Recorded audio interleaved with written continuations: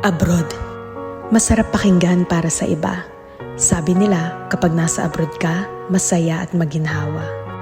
Pero ang totoo niyan, kaakibat nito ang lungkot at pangungulila. May mga panahong gugustuhin mo nalang sumuko, pero nangingibabaw ang tanong na, bakit ka nga ba nandito? Oo, may mga maswerteng nakakaangat sa buhay.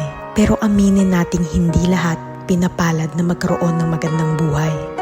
Basta tandaan mo, lahat nagsisimula sa pinakababa bago ka makarating sa itaas. Kapalit ng bawat paghihirap ay ang buhay na pinapangarap.